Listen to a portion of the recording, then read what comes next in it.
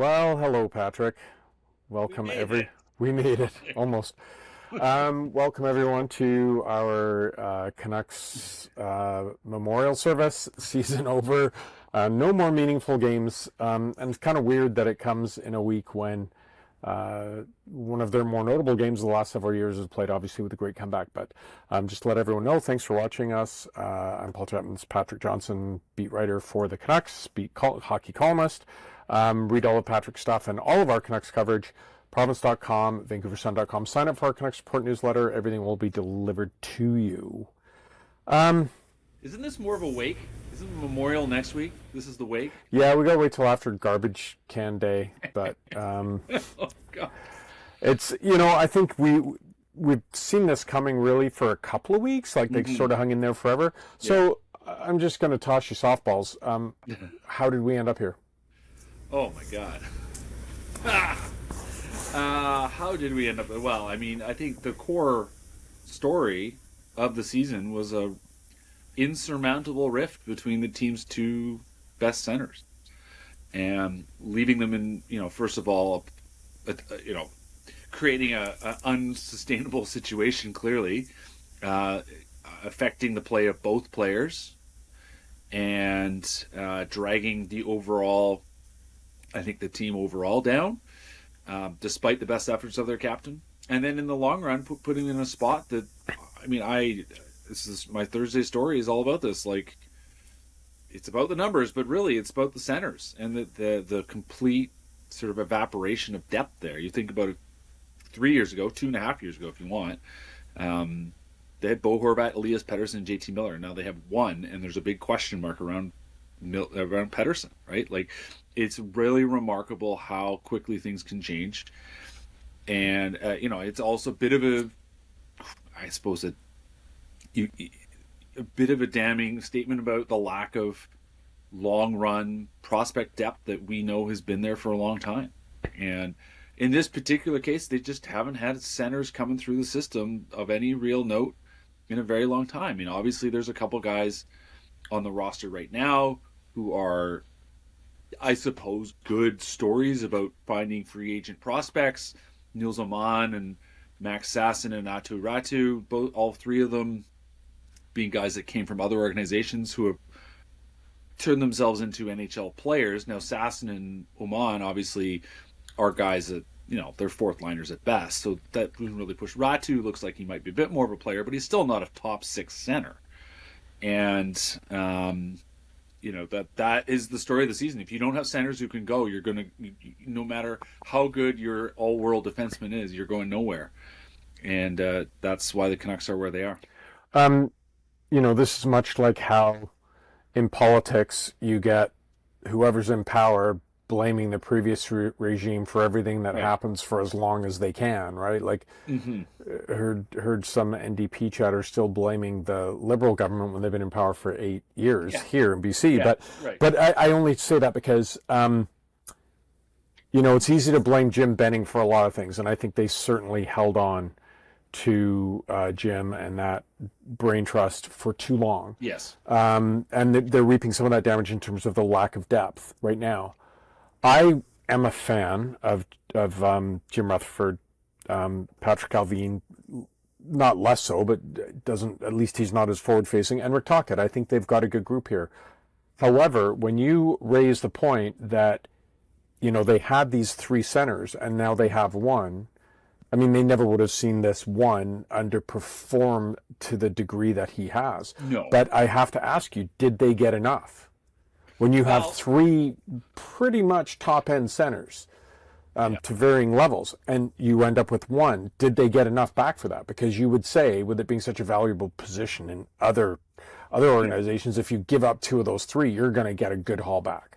Well, they solved their defense problem with those guys, right? Like, they needed better defensemen, which, like, if you can still hang one criticism on Jim Benning at this point, it's that he was terrible at bringing in defensemen. Like, his judgment on defensemen. If only he'd played that position and knew what it took in the NHL.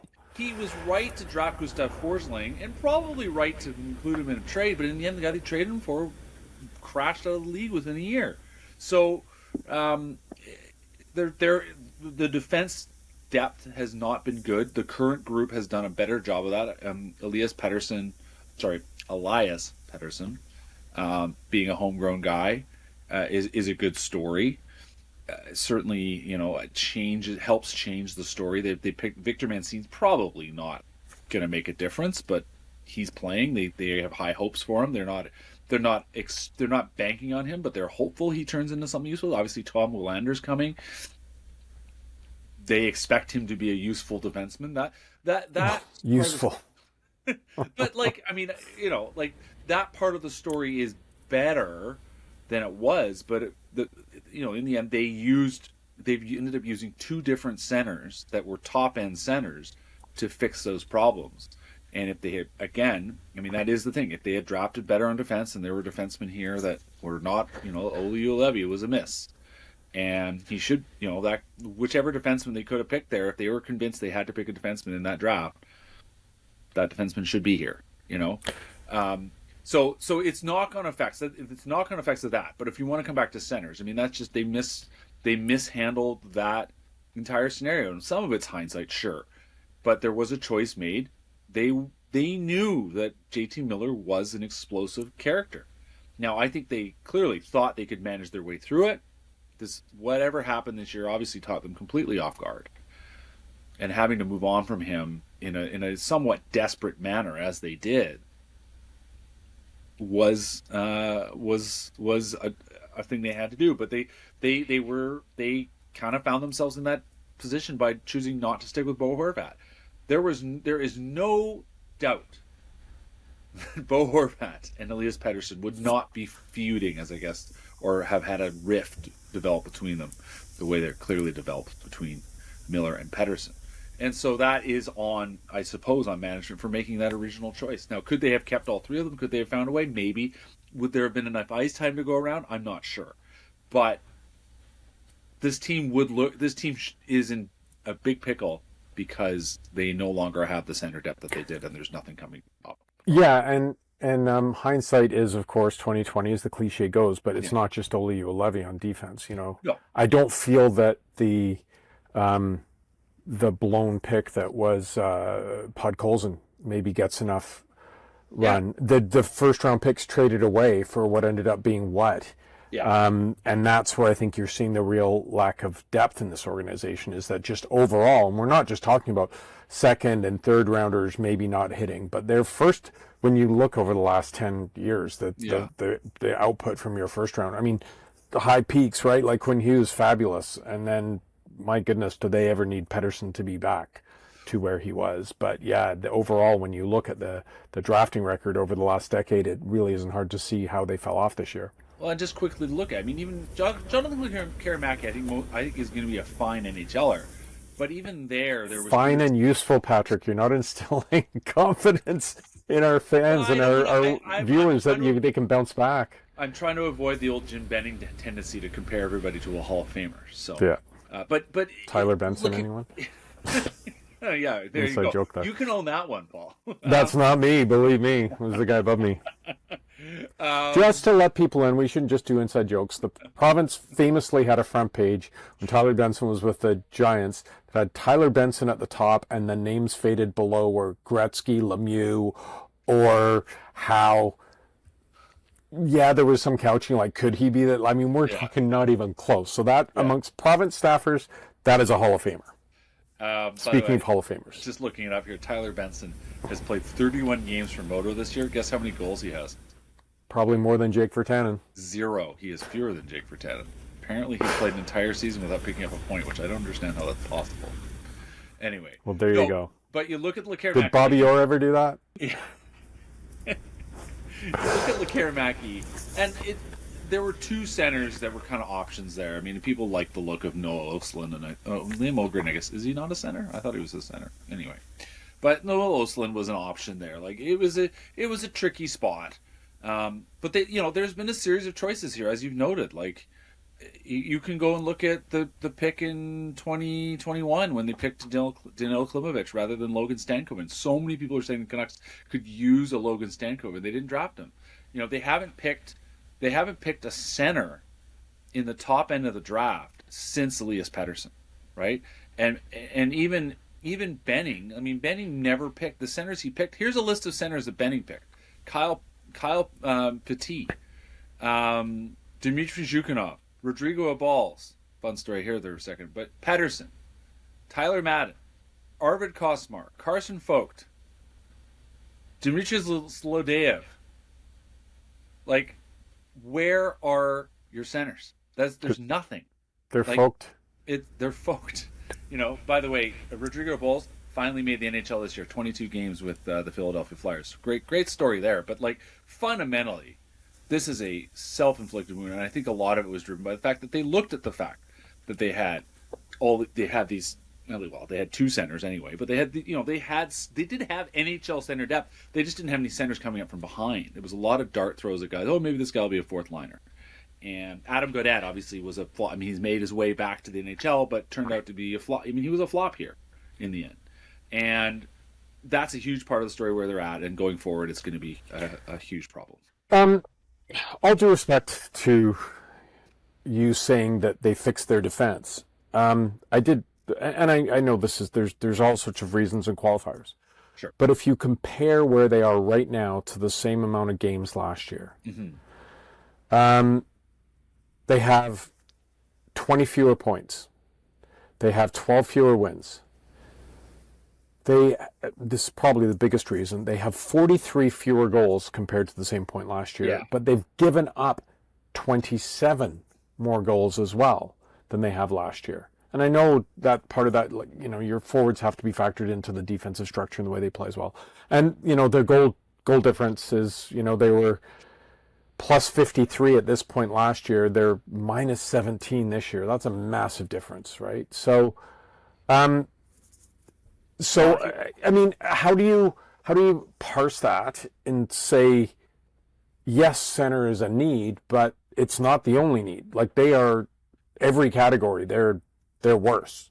So where do you start? I mean, we're going to have in the coming few weeks, we're going to have lots of postseason content where we're looking further ahead and looking at free agents, looking at the draft class, blah, blah. But where do you think they really have to do the most work? Well, let's be clear. A large part of this defensive failure is on the goaltenders. I mean, just look at Thatcher Demko. Obviously, he's only made 23 starts this year. But his save percentage last year was admittedly a career high, .918. But his career save percentage, .910. This year, he's 88.9. Like, it's just amazing how much he's struggled this year, even when he's been healthy. Kevin Lankinen, if you want to think about it in these terms, he's got an .899 save percentage, which is not great, but mildly better than what Casey DeSmith gave them last year. And so you can say, okay, well, there's a wash there on your backup goalie. That's fine. But Demko just has had a terrible season. Artur Shilov has been mostly a disaster. His 2 wins this year are against Chicago. Lost everybody else. .861 save percentage. Like, these guys, their goaltenders have not been good, and they've been playing in a reasonably stable environment. So you're right. You're right to say, well, what do you mean? And what I really mean is that when I say that they've stabilized it, because at least they can see where they're going, right? There's no sense that they're going to have to bring in new guys year after year, because that is the other part of this season, is that they turned over. They brought in 7 new players year over year, and that's tough. Like, there as much as there was sort of, in theory, stability at the top of the roster, the bottom end of the roster had huge churn to it, and you need to bring in fresh faces every year. You need to sort of change your look a little bit. You need to move out players who maybe have hit, you know, they had their best season, or they're getting old or whatever. But the way the Canucks went about it, I think in hindsight, they will tell you, is that they went for too much, and they made some bad bets. Vinny Desharnais was a bad bet. Daniel Sprong, I mean, he's still fascinating to me why they gave up on them, but they said he wasn't going to play a ton, and so they moved on from him. I think they still could use a player like that because he had some skills. Obviously not great defensively.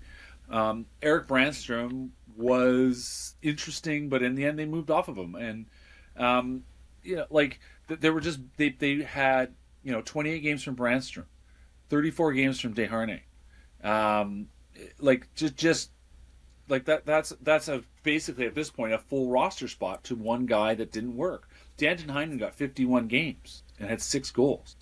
Carson Soucy, 59 games. Now, Soucy falling away, they couldn't have expected. They thought he was going to be a useful, handy player. Turned out not to be.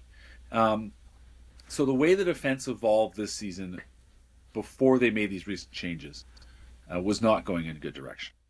That's another part of your story. I mean, that's why I said they've reset things. They clearly know and believe in where they're going. They've got to execute, obviously. But I see it. Like, Elias Pettersson has been a solid addition. Mancini is a work in progress. Willander, like I said, should be useful. But you've got Tyler Myers. I mean, I think Tyler Myers said this is the best season he had as a Canucks, ironically. He's been a solid, steady presence, and he's going to be here for another year or two. They've got to figure out how they're going to reset their pairs, because clearly they're very intrigued in going with Hronek and Marcus Pettersson going forward. But and then that means you got to find a partner for Hughes, and whether that's Mancini or maybe it's Willander or maybe it's Myers. That's something they've got to figure out. But the questions on defense, the answers are clearer. Again, to go back to the center question, the answer there is very, very uncertain.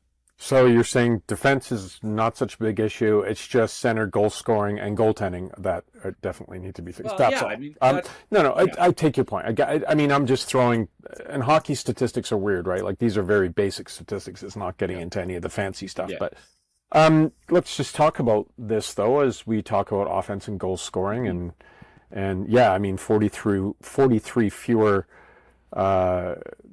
goals from the same point last year is significant, and comments this morning that you've written about, that one of their more potent regular or current goal scorers pretty much resigned to not coming back. Yeah. So that's something else they need to fulfill as well. And Brock Boeser, of course. As I noted in my story, like, they may yet come back to him, because the fundamental truth is they need NHL players, and he clearly is a proven NHL scorer. Sorry, fine, useful, and they need NHL players. But here's again, Patrick, you're not really doing anything to help it. No, you're not doing anything to have people buy into these super high ticket prices. I'm trying to make it clear I'm not on the payroll. The Canucks, we're fine. Canucks, we have NHL players. Perfectly fine players. Yeah. Brock Boeser, the guy's consistently scored at a 30-goal pace. Now, he's only hit 30 goal once because he keeps getting hurt. So there is a durability concern there. But the truth is, he has been an excellent top 6 winger. He's not a superstar, but he gets you goals. He's become a very dependable two-way player. And he's a good leader. I mean, he's not he's not a yeller or screamer, but he's a very positive person. I think he has become an important sort of role player in that regard. He likes being here. He loves living here. But the question has become, all the water that's passed under the bridge, can that be ignored? And does he, in the end, want to see what's out there?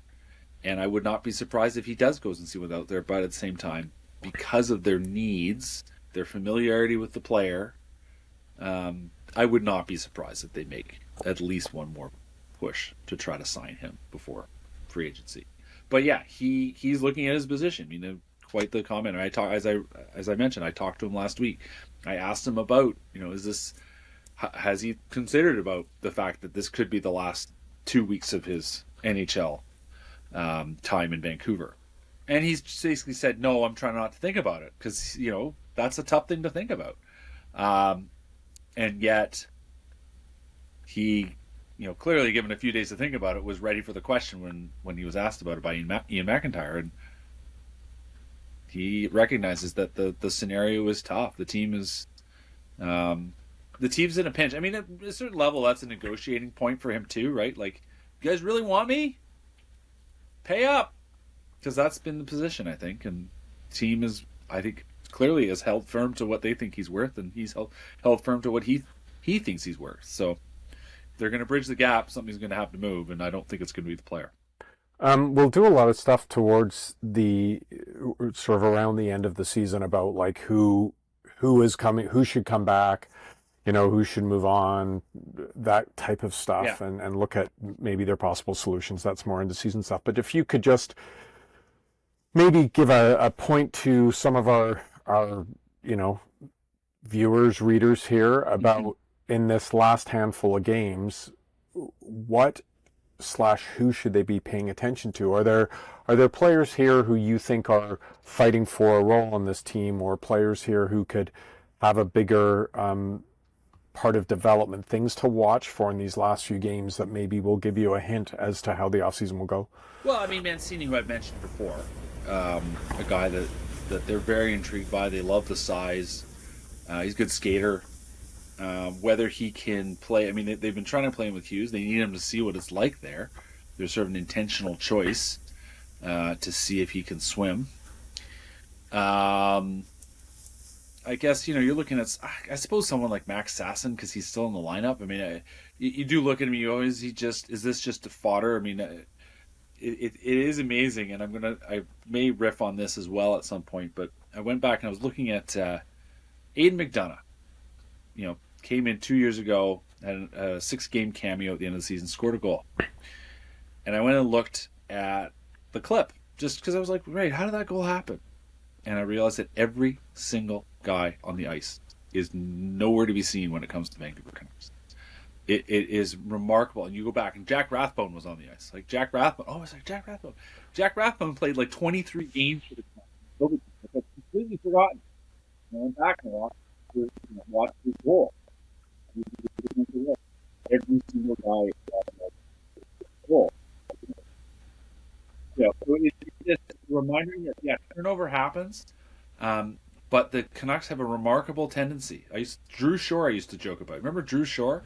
Canucks signed him out of Switzerland. He played on like Saturday night in Switzerland and then was in the lineup on Monday because Benning had basically run out of players. Are you saying they should sign Tyler Benson? Is that what you're saying? Referencing the Swiss League? You can only use a guy who doesn't have a single goal in the Swiss League. But I look at a guy like Max Sasson, who is going to get a little run here. Is this sort of what are they seeing? How much, how has his season progressed? Because we saw him early. We know he can skate. He scored a couple goals, but does he have a overall game that can be expanded? That he's, I don't know, the next Teddy Blucher? Probably not. But there is something for this guy to play for. Obviously, Pius Suter, I think we know what his offseason is going to be like, which is he's going to get some good offers. But yeah, that's kind of what I'm looking for. There's not a whole lot else to see because we kind of know the story. So I know, and again, this is more end of season stuff, but Abbotsford have been on this tremendous run. Now, that doesn't always, I mean, this is the Bull Durham thing, right? Like, your farm team could be spectacular and win championships. That does not translate to the NHL level always. I mean, does for some players, but is there hope by even from a culture point of view with what's happening down there? Yeah, I think that the culture thing for sure. I mean, let's pull up the top scorers here. So you got Arshdeep Bains, who we've seen enough of. We know he can play in the NHL. Can he keep a spot in the NHL? That's a good question.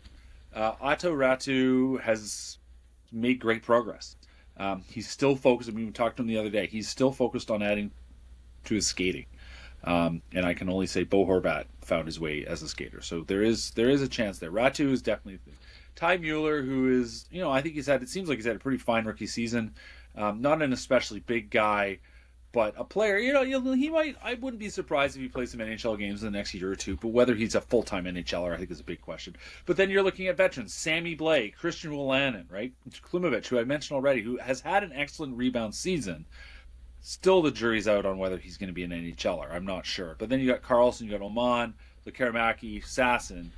Lekaramaki's back there, and we can see in the long run he's scored 19 goals in 32 AHL games. Like, he is going to be a player. Yeah. Linus Karlsson is an interesting one as well. His skating definitely proved. When we saw him in, I think, late November, I was just like, I think this is over. Like, he's not going to make it. But he's come back. He's come back stronger.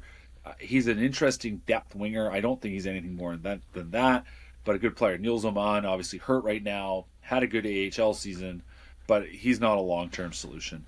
Kirill Kudryavtsev has gotten some great prep. I mean, I've talked to him a few times over the year. You can see the kid is smooth.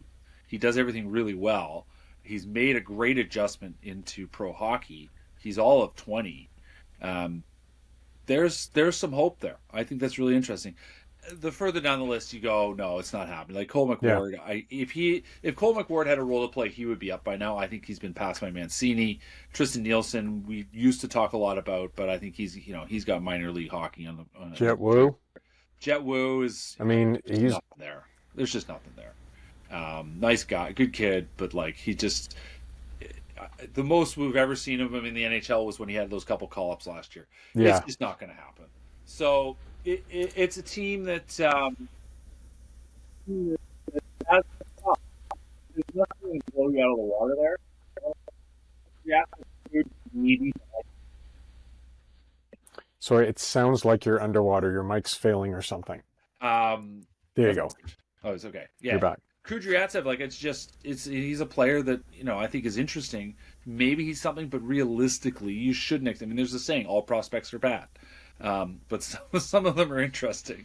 That's where the Canucks are at. There's a couple guys that we've already seen. A couple guys that you kind of go, huh? They might be fourth liners. There's nobody. It's not getting him back in the playoffs. It's not getting them back in the playoffs. Yeah. It's going to save them some internal money because you're not chasing after free agents. But if you're looking for the next, like I said, there's no centers, right? Like there are no star centers coming.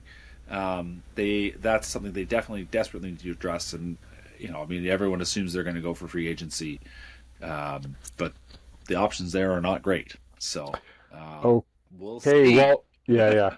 Well, we won't do the prediction thing because the games don't matter, but this has been great stuff to build on. We're going to have lots of off-season coverage as we get down to end of the season and then look at the Canucks options in the off-season. So thanks for listening, everyone. Patrick, thanks for your insight. Great stuff today. Shame the season ended this way, but, it's fine. This is a useful video. See you next week, everyone.